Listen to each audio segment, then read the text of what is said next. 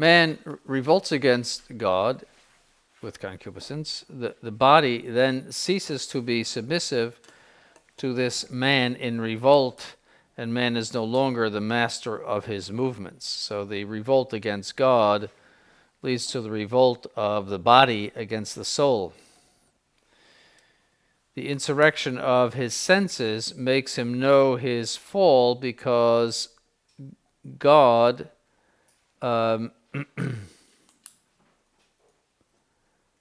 made him right. See, made him balanced and ordered, made him right, exempt of the miseries of concupiscence and master of himself.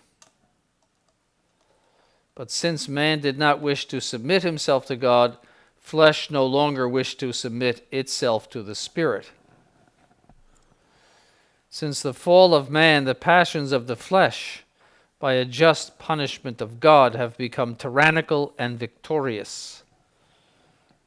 So when you look at the human race, it is practically the slave of sexual passion.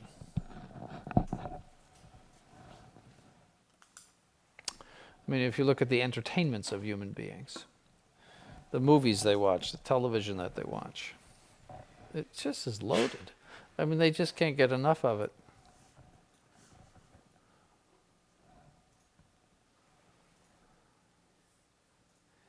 Man who by his immortality and, God bless you, and perfect submission of the body to the spirit should be spiritual, even in his flesh, says St. Augustine.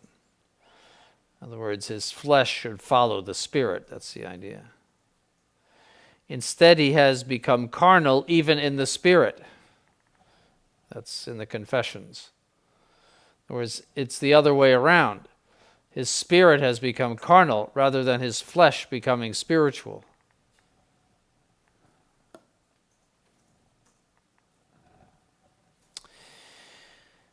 So that's the concupiscence of the flesh. Next, concupiscence of the eyes. It consists in two things. One, the desire to see, to experience things, to know, what we commonly call curiosity. Curiosity can be good or it can be bad. It's usually listed as a vice. That means the desire to know things that do not pertain to you. For example, the lust for gossip. You know, what dirt do you have? Things that just don't pertain to you. You have to know. See, that's the vice of curiosity, and it's part of the concupiscence of the eyes.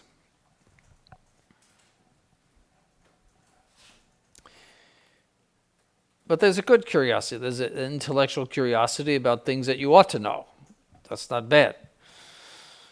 But it's, you know, knowing things that don't pertain to you, or a desire to know things that don't pertain to you, is a vice of curiosity. The second is the pleasure of the eyes when we feast our eyes on objects which dazzle them and seduces them. So the beautiful car or the gorgeous house, the whatever, it could be anything like that, you know, it's any kind of created thing, some sort of beautiful thing.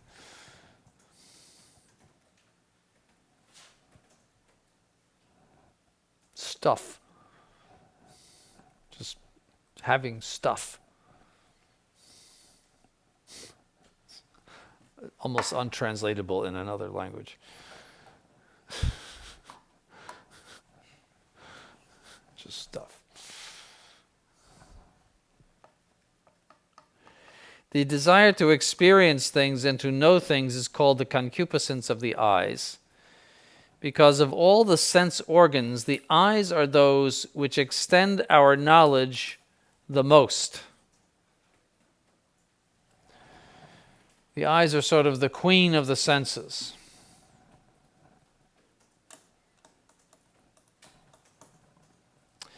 The other senses are in a way included under the eyes, and in common parlance, we often to sense and to see mean the same thing. For example, we do not say merely, see that this is beautiful, which is the proper object of the eyes, but see that this flower smells good and that this or that thing is soft to the touch, and see how this music is nice to listen to. So it stands for all of the senses. And it is for this reason that all curiosity is reduced to concupiscence of the eyes.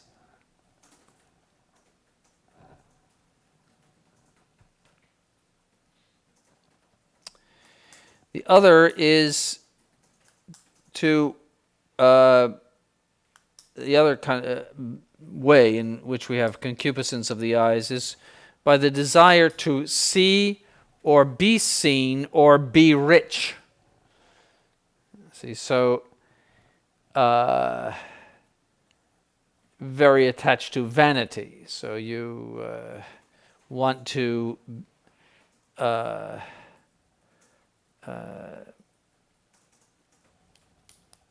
be well seen, so to speak. The concupiscence of the eyes gives rise to avarice, vanity, luxury. That is an inordinate desire for ease and opulence. Inordinate.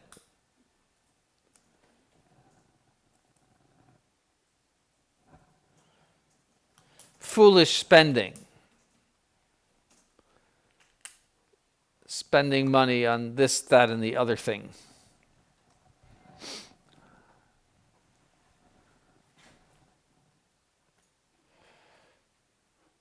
All those things deceive the eyes.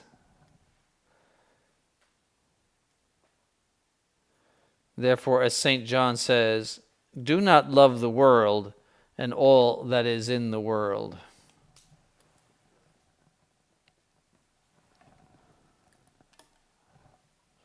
That's 1 John chapter 2, verse 15. So that's concupiscence of the eyes. To first curiosity, and then also the desire for created things, either money or what money can buy.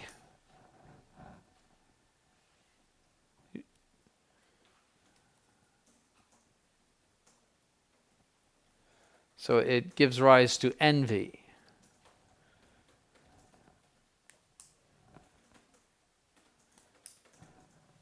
Flashy clothes.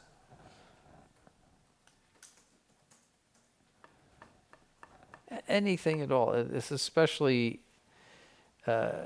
prevalent today. We live in an age of a lot of money, more than ever before in the history of the world. And it's a very prevalent problem, vice.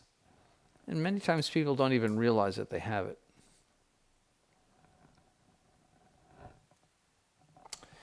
Then there is the concupiscence of the pride of life. Pride is a deep depravity. Through pride, man left to himself sees himself as a god. So great is the excess of his self-love.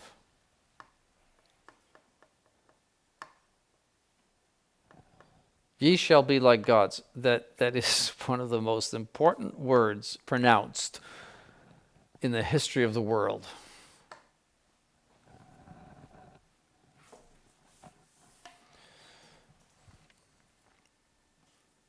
Pride is the vice which flowed into the depths of our entrails, our guts, at the word of the serpent saying to us in the person of Eve, ye shall be like gods.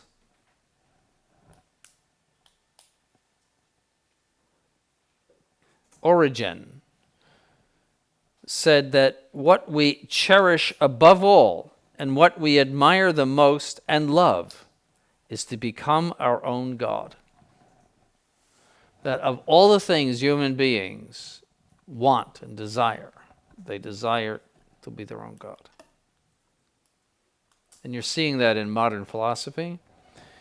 But the origins of all that modern philosophy is the Protestant Reformation.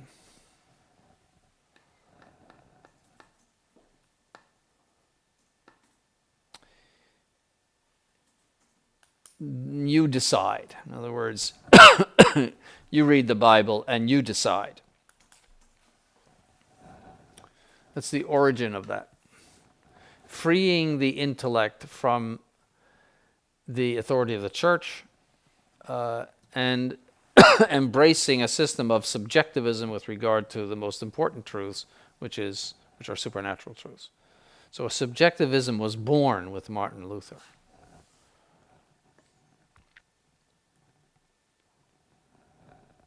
That idea that it's true for you, but not true for the person next to you.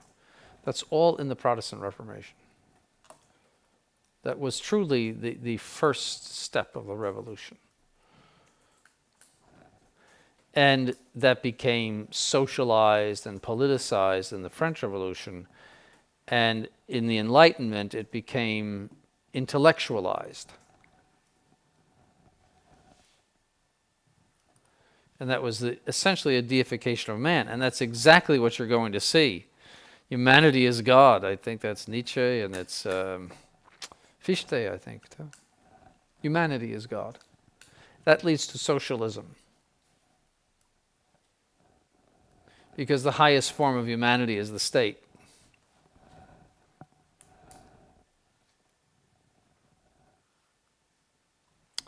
The passion to which we abandon ourselves becomes a cruel god for us. The world has three gods: honor, riches, and pleasures.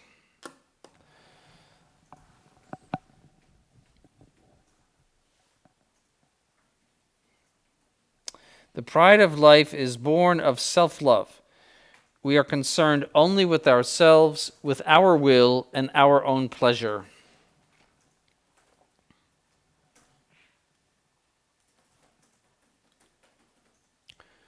We are no longer and want to be no longer submitted to the will of God.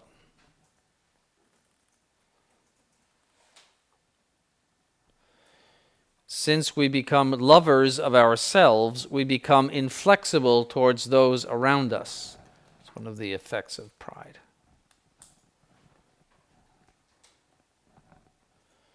My will be done on earth as it ought to be in heaven, too.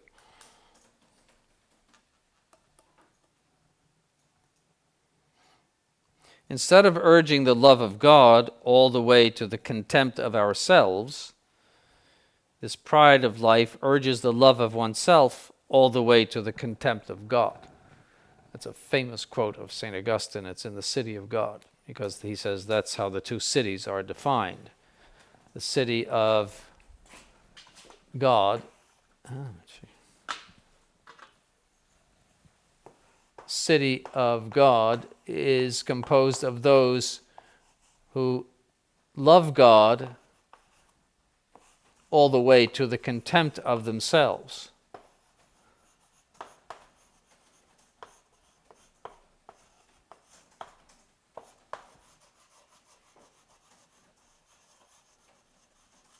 And the city of man is composed of the exact opposite. And this is very typical of St. Augustine. He always has a dichotomy. Who love themselves all the way to the contempt of God.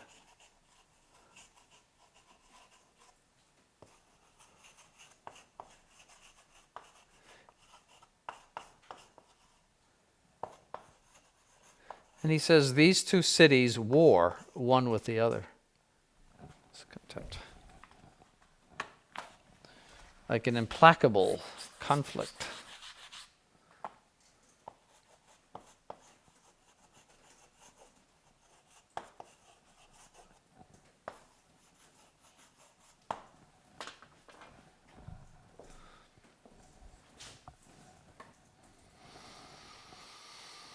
And then there's people who are sort of live in the suburbs of the city of God. Who wouldn't go so far as to have contempt for God, but still sort of, like the city of men a little bit.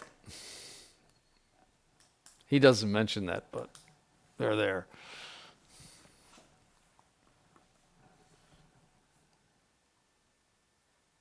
So as a result, when we make ourselves a god, we adore nothingness.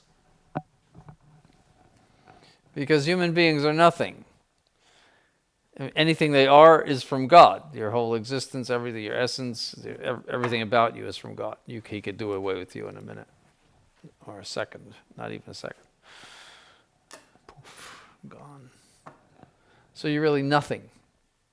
So you're adoring nothingness. Do we degrade God in this way? No, we only degrade ourselves. We take away nothing from God, but we remove from ourselves His help, His light, His strength, and the source of everything good.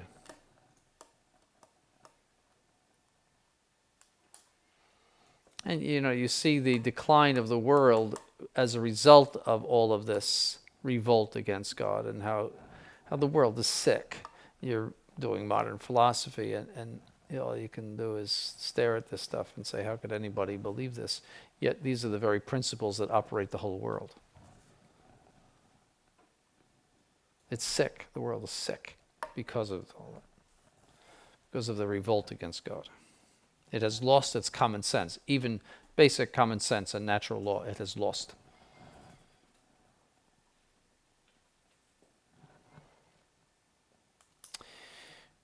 We become blind, ignorant, weak, unjust, evil, a slave of pleasure, an enemy of truth. We revolt.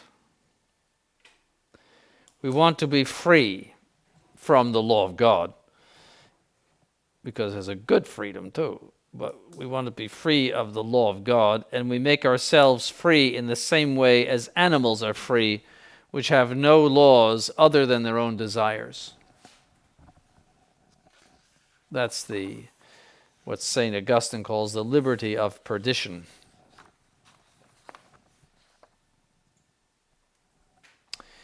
Now, what are the effects of concupiscence on the soul? St. Paul says, now the works of the flesh are manifest, which are fornication, uncleanness, immodesty, luxury, idolatry, witchcrafts, enmities, contentions, emulations, wraths, quarrels, dissensions, sects, envies, murders, drunkenness, revellings, and such like, of the which I foretell you, as I have foretold to you, that they who do such things shall not obtain the kingdom of God. So much for faith alone. All right. So those are the effects of concupiscence in the soul. St. James says, then when concupiscence hath conceived, it bring forth sin. But sin, when it is completed, begetteth death. St. Gregory the Great said, when the fire of concupiscence falls upon someone, he cannot see the sun of intelligence, S-U-N, of intelligence. St. James says, from whence are wars and contentions among you? Are they not hence from your concupiscences, which war in your members?